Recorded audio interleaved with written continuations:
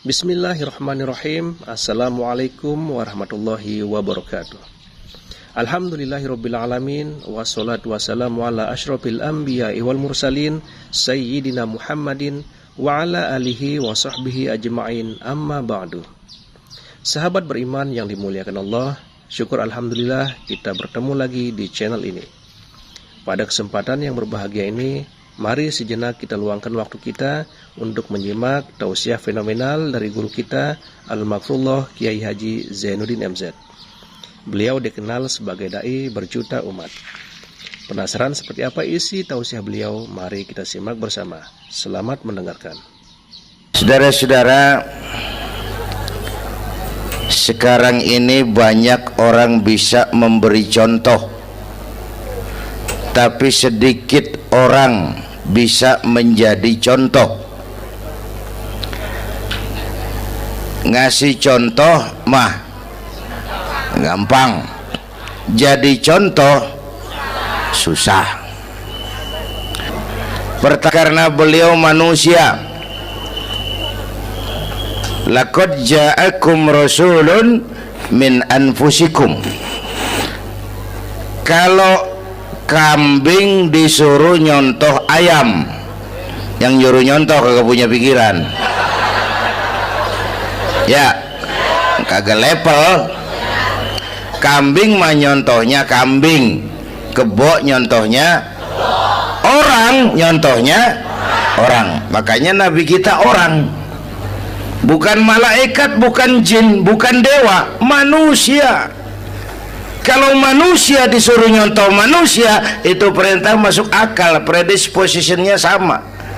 Kalau disuruh nyontoh malaikat mah ribet kan. Malaikat bagaimana nyontohnya, dia mah tidur kagak, makan kagak, sama duit budeg, sama perempuan kagak open, lah susah nyontohnya. Ya,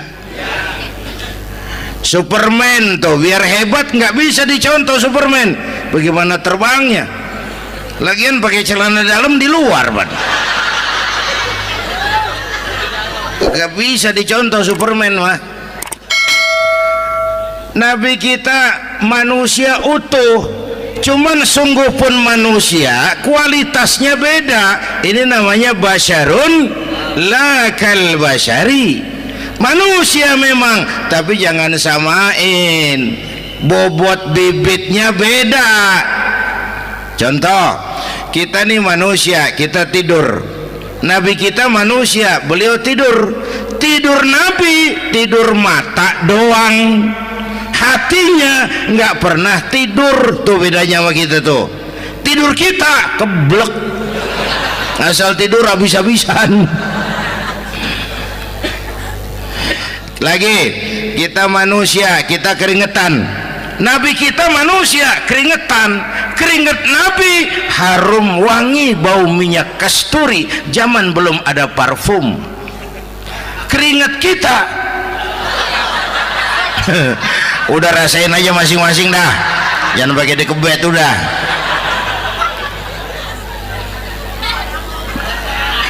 Contoh lagi, kita nih manusia nih, kita beludah nggak?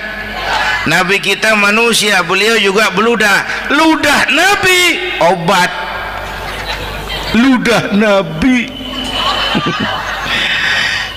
Itu kan waktu mau hijrah kan sama Sayyidina Abu Bakar, sampai di Gua Sur, Sayyidina Abu Bakar bilang, saya turun duluan ke gua ya Rasul. Ngapain?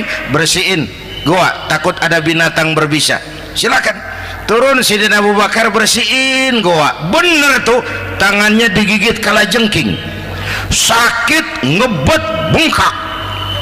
Kalajengking Arab ya, emang di Arab kejadiannya. Wuher nyaut aja badan, ditahan aja, udah aman ya Rasul, silakan turun. Lama-lama dalam gua berduaan kelihatan juga Sayyidina Abu Bakar mukanya pucat. Nabi tanya, ma balu kayak Abu Bakar? Abu Bakar kenapa? Nggak apa-apa. Berat meninggalkan Mekah? Enggak. Malas hijrah ke Madinah?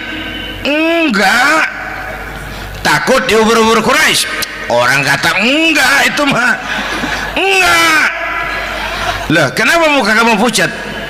tangan digigit kalajengking. Ngapa nggak ngomong dari tadi? Saya nggak mau nyusahin Tuhan ya Rasul, biar saya tahan, asal jangan nyusahin Tuhan. Ah, jangan begitu kau. Sini tanganmu, diambil sama baginda Nabi. Bismillahirrahmanirrahim. Cuh, diludahin, ringkes, sembuh saat itu juga. Ludah Nabi. Pengen tahu kita yang ludahin, bengkak campur koreng.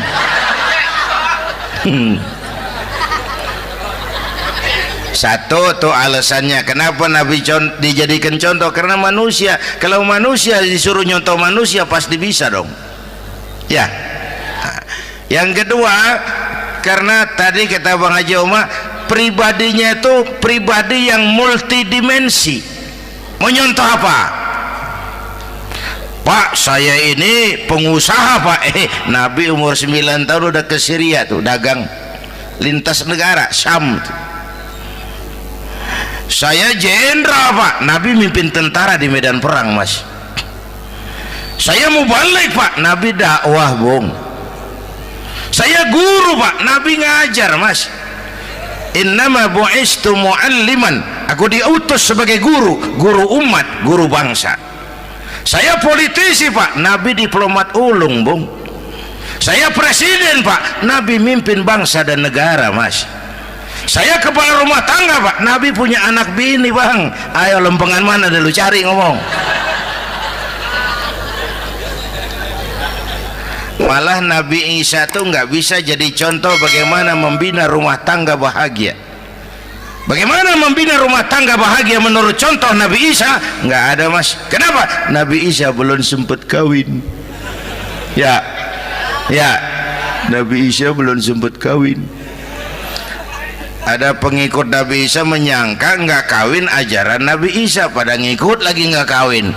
Tuh pastor tuh mubazir, orang dikasih perabotan. Bang bener, saya kalau dalam Islam kiai kagak boleh kawin, saya pilih berhenti jadi kiai. Kalau kagak ada giro-giroan, botak rambut.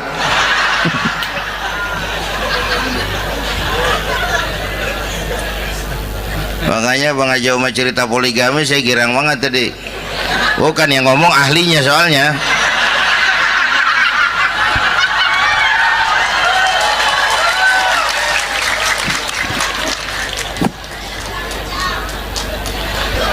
Dadah gitu aja deh ya.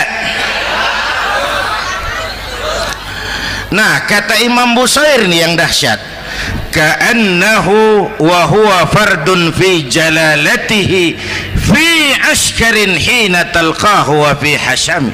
Sepertinya kehebatan Rasulullah itu sama, baik sendiri maupun di tengah tentara. Artinya begini, orang hebat banyak, tapi yang hebat di mana-mana susah nyarinya. Baginda Rasul ini lagi duduk hebat, lagi jalan hebat, ada di pasar hebat, lagi di masjid hebat, di medan perang hebat, di depan anak-anak hebat, di mata musuhnya hebat, di depan sahabatnya hebat, di mata istrinya hebat, di mana-mana hebat. Lah susah cari orang begini Bang ya. Kita mah hebat juga setempat, di kantor hebat, sekantor orang diomelin di kantor, pulang ke rumah dikeplak sama bininya diem aja. Nih di depan bininya dia kagak hebat dia mah.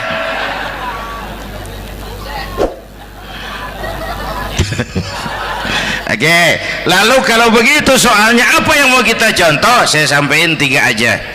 Pertama, Nabi kita ini tokoh yang sejak kecil udah ditempa kesusahan. Bu, tadi kata Bang Haji, Islam mengangkat derajat kaum perempuan karena perempuan banyak melahirkan orang besar. Lihat Sayyidah Aminah, ibunda baginda Nabi, melahirkan anak pertama tanpa didampingi suami. Meninggal suaminya, sedih hatinya, remuk perasaannya, tapi tegar jiwanya. Dilahirkannya bayi bernama Muhammad, diasuhnya penuh kasih sayang, diantarnya menjadi orang besar dan memang dibesarkan oleh Allah. Itu contoh tuh Bu.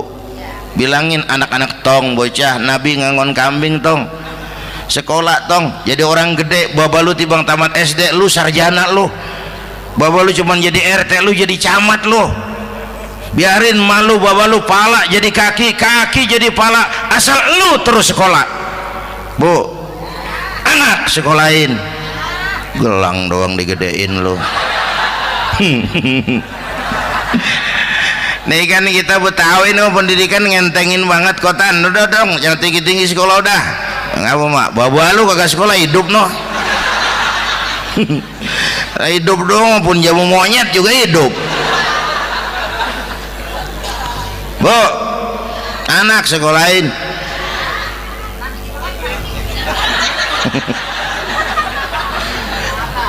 Mahatma Gandhi.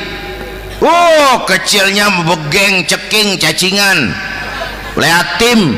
Emaknya tuh Gandhi sekolah nak, Gandhi belajar nak, Gandhi jadi orang besar nak. Kalau perlu belajar ke Inggris, biar Inggris menjajah kita. Gak apa-apa kau sekolah ke Inggris, tapi jangan jadi Inggris nak. Jangan pacaran sama bule, jangan sentuh minuman keras. Gandhi jadi orang besar. Mahatma Gandhi tumbuh karena dorongan emak. Mak, udah yatim. James Watt, Kang Bandrek. Emaknya tuh yang dorong tuh jadi orang besar. Belum lagi perempuan yang jadi besar. Di Indonesia ada Kartini, di Jawa Tengah ada Dewi Sartika, di Jawa Barat Dewi Sartika, di Bengkulu ada Fatmawati Soekarno sang penjahit bendera merah putih, di Aceh muncul Laksamana Malahayati, disusul kemudian oleh Cut Nyadin, baru kemudian muncul Cut Koko, Cut Meme, Cut, ya udah tak cut lain dah.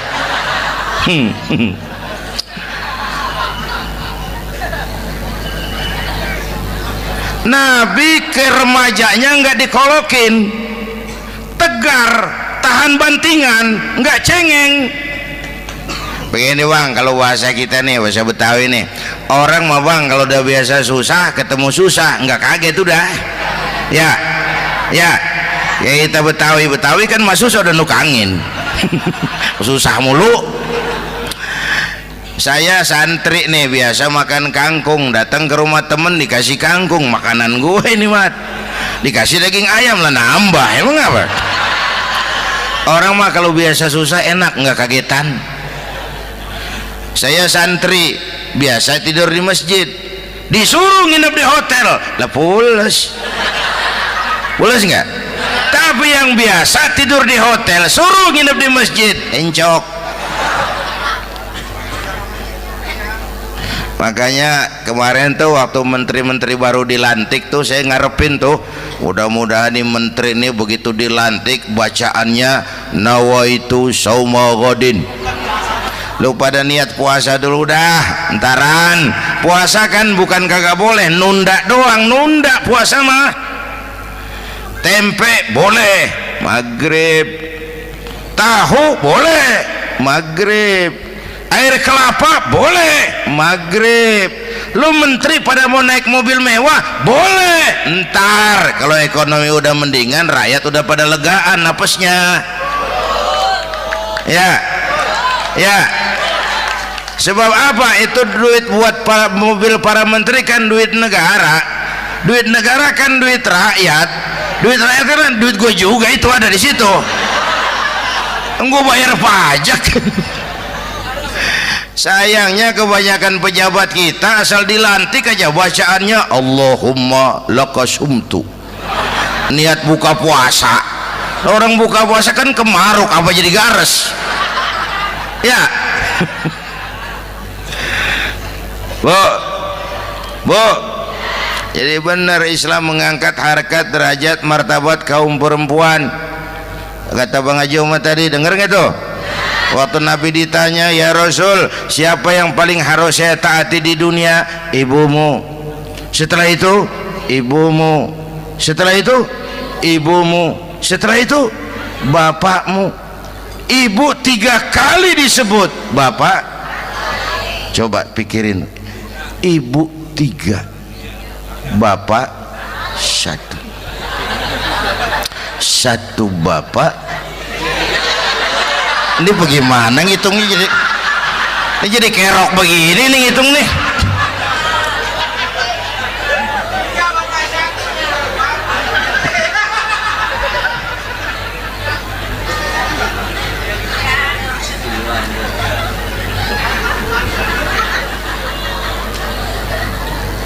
Jangan takut ngadepin susah. Hidup nih keras, kerja keras, perseringat banting tulang, ya Bu.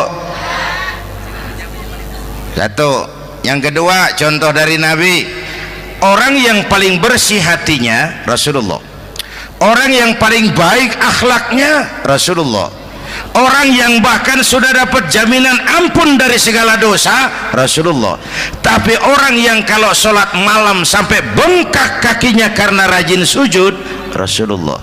Aspek ibadah apaan? Hei, diam-diam giliran gue ini ngomong.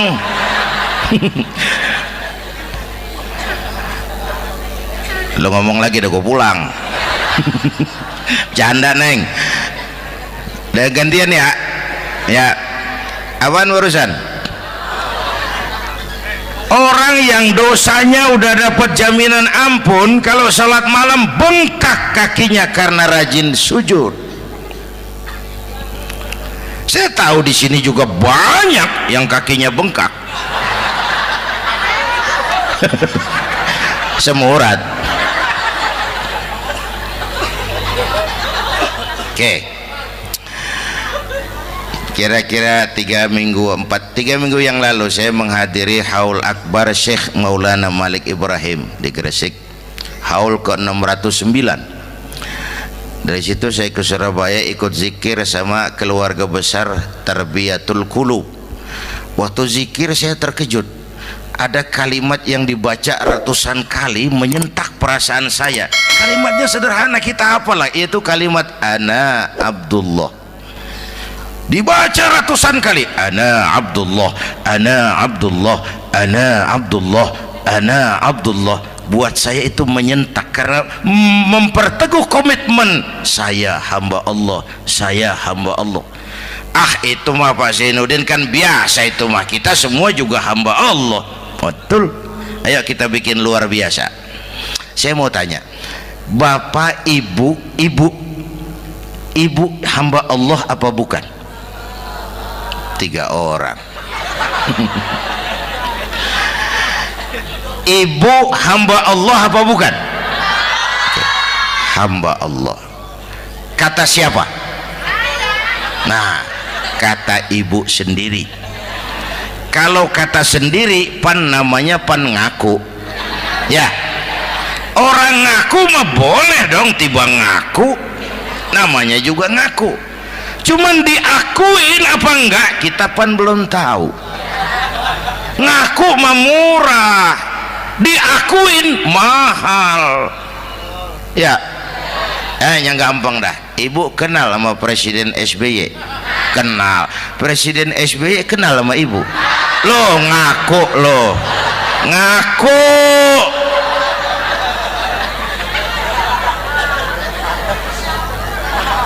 Saya hamba Allah, kata saya. Berapa banyak orang mulutnya hamba Allah, perbuatannya menyatakan dia hamba dunia, hamba harta, hamba jabatan, hamba setan, budak nafsu. Nggak sesuai ucapan sama perbuatan. Yuk jadi hamba Allah yang beneran. Jangan separuh-separuh, kita mapan asal sakit mah hamba Allah. Ya Allah, ya Allah, lagi sakit, sehat ya dikit, keder, nyari masjid nggak ketemu.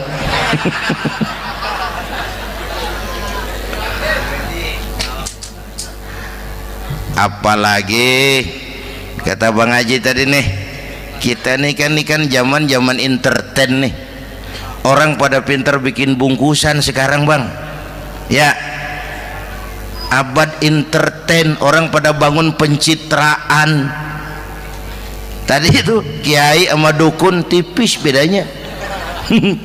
Dukun pada pasang iklan sekarang, ketik reg. Waduh, sampean lahir hari Selasa, nggak cocok di air, ono di hutan sono. Larang udah dagang es jadi berhenti, nggak cocok di air.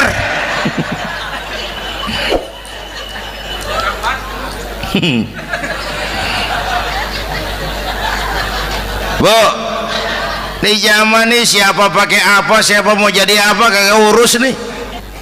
Bapak Ibu hadirin yang saya hormati, dan masyarakat kita ini kayak daun kering.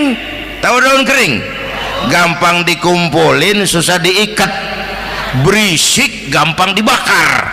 Tuh daun kering. Penyakitnya kutil, kurang teliti, cepat heran, gampang kagum. Cepat heran, gampang kagum. Dulu ada tuh satu hari tabrakan di jalan kenceng, buah, korban jatuh belepotan darah, dikerubungin orang banyak.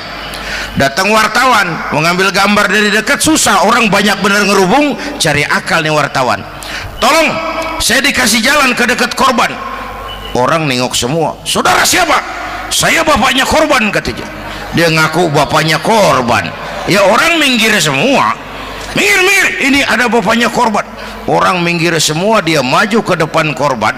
Sampai di depan korban pucat mukanya tuh wartawan. Kenapa? Yang ketabrak anak monyet, Pak.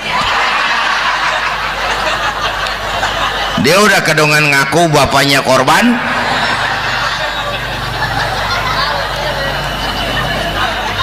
Bu, ini cerita pendek tapi pesannya lumayan nih. Kalau belum kenal bener mah jangan buru-buru ngakuin. Ya, dia kagak tahu yang ketabrak siapa, main ngakuin aja saya bapaknya korban. Lu makan lu jadi bapak monyet sono lu. Makanya jagain kampung kita nih, jangan kemasukan yang aneh-aneh ya. Nabi palsu, aliran aneh, ya ini bid'ah, itu bid'ah kuno yang kayak begitu. Capek kita ngurusin begitu, udah kelewatan ya. Yang tahlil mah terusin, yang kagak suka nggak apa-apa, cuman jangan ngomelin yang tahlil. Orang tahlil juga pakai dalil. Yang mabok masih banyak, yang tahlil diomelin. Kita nih kayak kurang kerjaan, akhirnya rame turu-turu kita. Padahal yang harus kita kembangkan kan rukun antar umat seagama, rukun antar umat beragama, rukun antar umat beragama dengan pemerintah. Kata Bang Haji Omar tadi, rukun antar umat seagama. Turu-turu kita muslim nih kudu rukun. Beda pendapat boleh, marahan jangan ya. Ya, tangan kanan sama tangan kiri juga beda, cuman rukun. Asal kiri gatal nih, kanan kagak diundang nih, dia datang aja nggak rukin. Nggak ada kiri gatal kanan ngomel, lu garuk aja sendiri. Nggak, dia mah akur ya Bu.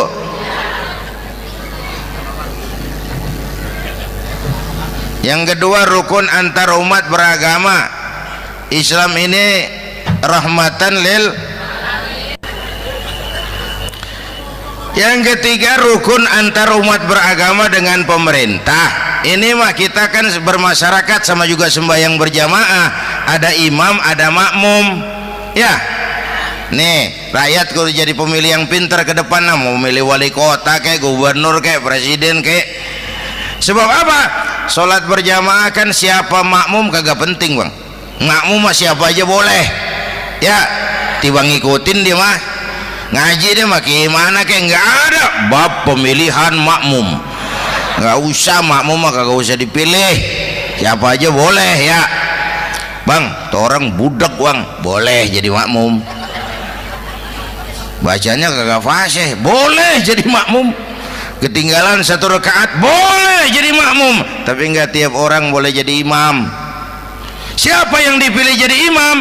Pertama, a'lamuhum, kata Nabi, Orang yang paling alim di kampungmu siapa? Angkat jadi imam. Yang paling alim, bukan yang paling tua. Tua juga kalau kejemur kisut. Dulu tuh Nabi Adam waktu diangkat jadi khalifah kan bekalnya apa? Wa 'allama Adam al-asma'a kullaha. Al-asma' ay al-ulumul katsirah. Dulu zaman Fir'aun perang sihir sama Musa, sekarang perang visi dan misi. Punya ilmu, Bu, ngerti urusan dari tetek sampai bengeknya.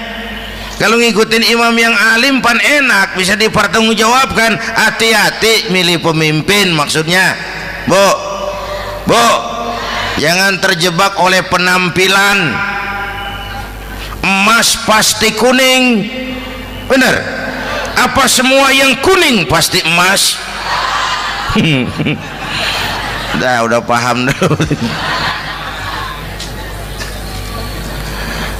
Ustadz, kenapa? Di kampung saya ada 2 orang alimnya sama. Yang mana yang jadi imam? Afsahuhum, yang lebih fasih lidahnya. Yang satu alim pelok, yang satu alim kagak pelok. Nah, yang kagak pelok suruh jadi imam. Kenapa? Nggak sah orang fasih bermakmum kepada imam pelok. Ustadz, imam pelok, makmum pelok semua. Sah. Namanya kampung pelok, biarin. Susah diurusin udah itu. Apa sih artinya fasih? Yang enak deh, nyambung. Pegel kalau punya pemimpin kagak nyambung sama rakyat.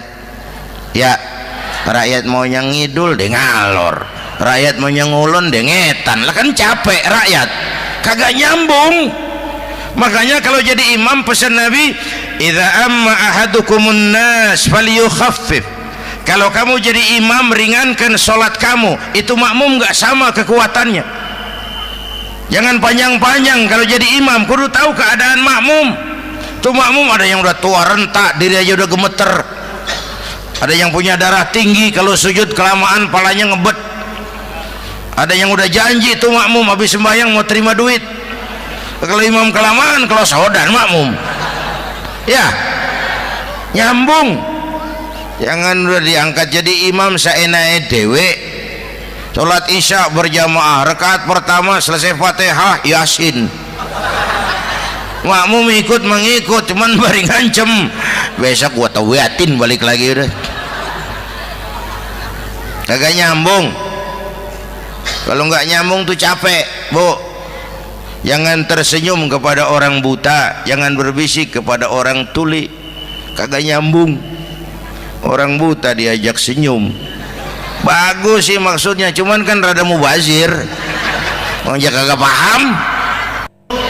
Cari pemimpin yang nyambung. Kalau memang masyarakatnya suka tahlil, cari pemimpin yang suka tahlil. Rakyatnya suka maulid, cari pemimpin yang suka maulid, supaya nyambung, kagak pegel kita.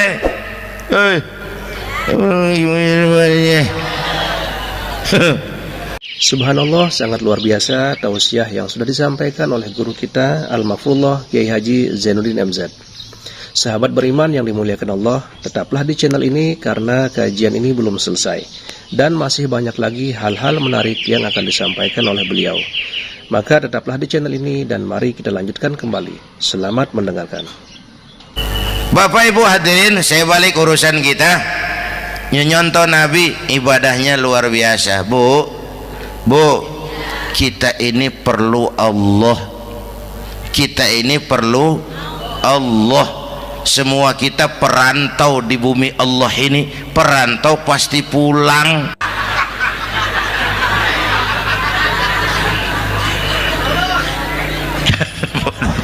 Bolot.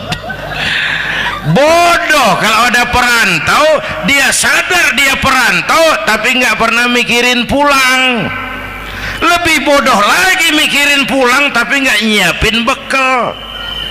Kan tadi Bang Haji Omah udah bilang tuh, muda mati. Ya, kadang-kadang engkongnya seger banget, cucunya mati. Ya, perantau mah mesti pulang. Sini mah kita ngendon doang, ngendon taran. Mula-mula pan bang, kita mah tinggalnya jauh di alam arwah, dari sana pindah ke alam rahim, alam kandungan emak nih. Pernah tinggal di situ 9 bulan tuh, ada yang 2 tahun, yang keluar udah kumisan, kelamaan ngetemnya itu.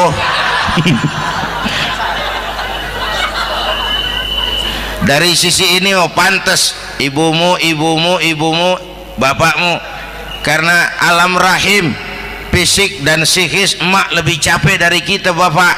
Kita mah orang laki mah, kita mah pen investor gitu mah, nanam modal doang. Yang ngolah pabrik kan emak tuh, ya mak. Pabrik. Anak-anakku remaja, pemuda yang hadir, masya Allah, emakmu, emakku, emak kita semua nih, dari mulai ngidamin kita udah kita seksa nih emak nih. Dari mulai ngidamin kita udah kita seksa emak nih, muntah nggak urus. Mending ada yang dikeluarin mah enak, lega. Ini kagak ada apa-apanya. Bener mak. Yang dipengenin yang kagak musim, lah kan setengah mati lagi urusan. Tengah malam pengen megang pala kereta, lu jorok bener lu, gue heran.